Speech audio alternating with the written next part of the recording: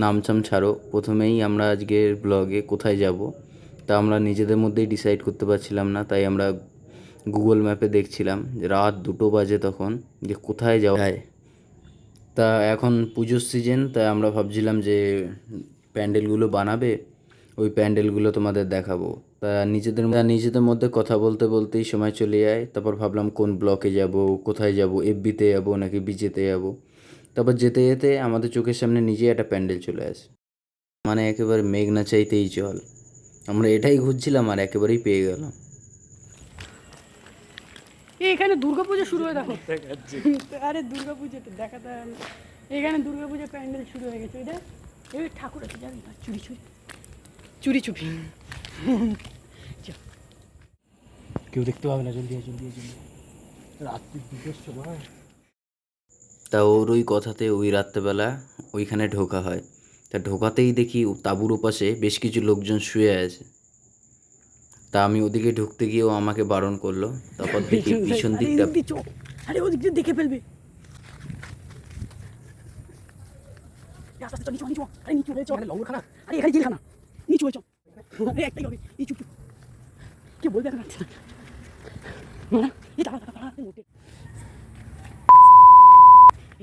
বানাবে না, আরে চল না। ওখান থেকে আসার সময় প্রথমত ওখানকার লোক টের পেয়ে গেছিলো, আমাদের হালকা পাতলা তাড়াই করেছিল। তা আমরা এদিক দিয়ে অনেকটা ঘুরে এদিকে এই বাসের চর দেখি। প্রথমত আমি ঢুকতে চাইছিলাম না, তারপরও জোর করে আমায় ঢোকায়, বলে এই একটা রাস্তাই আছে, নইলে যাওয়া যাবে না। তো উপরে ওঠে স্টেজের মতো, আমি তো ভাবছিলাম এর উপর নাচবো, ভিডিও টিডিও করব। কিন্তু আমার মনের আশাটা ভেঙে যায়। আমার সামনেই দুটো হনুমানের মতন লোক একবার ফ্যাল ফ্যাল করে তাকিয়েছিল, যেন জীবনে ছেলেই দেখেনি। হ্যান্ডসাম। এ খগেনদা বলো তো, এই রাত দুপুরে ছেলেপিলেরা এখানে কি করছে? ঠিকই ছিল, রাত্রি 2টোর সময় ওরকম সাধারণত চোররাই বেরোয়। লাস্ট দোকান রয়েছে।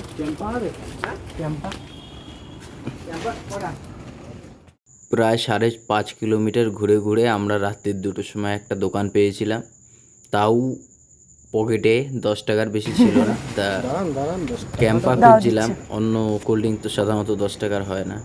দিন একটা দিন ক্যাম্পা একটা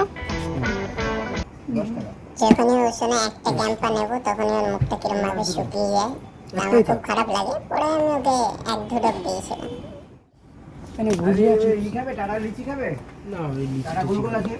এই রুক্ষ সূক্ষ্ম ছেলেটা অনেক বল প্রয়োগ করে নিজের 10টা টাকা বের করে, কিন্তু বলে আমি চিপস খাবো।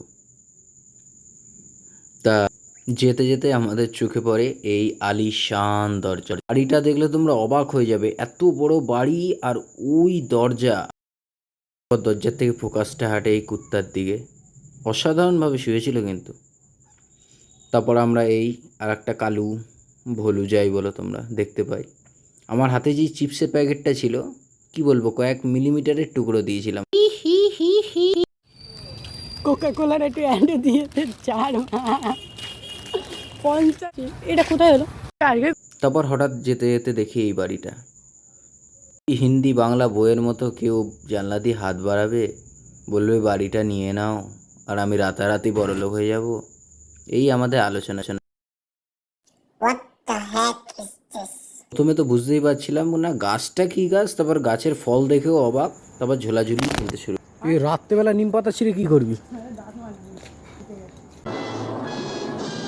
নিম পাতা মিষ্টি হবে না না, হালকা মিষ্টি হয়তো। আবার দেখি আমার ভাই জিম্বিত মানুষটা এই পোস্টারটা দেখছে। তারপর গিয়ে দেখলাম পোস্টার নয়, রমণী দেখছে। তখন রাত্রির 3:30, তাও যেন রাস্তায় কি ভিড়। আসলে রাত্রি 11টার পরে বালি টালি পড়ে, তো তাই আর কি অনেক ভিড় হয়ে গেছে। মাল তো মারা গেল।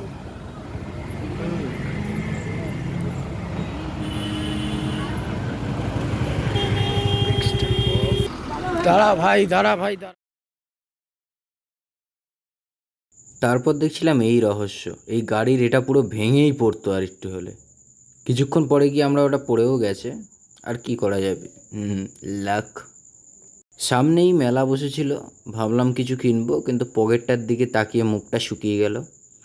তার ভালো এই ছেলেগুলোর কাছ দিয়ে চাইবো, তা তারপর বললাম না, রাত দুপুরে গালাগাল খাওয়া ঠিক হবে না।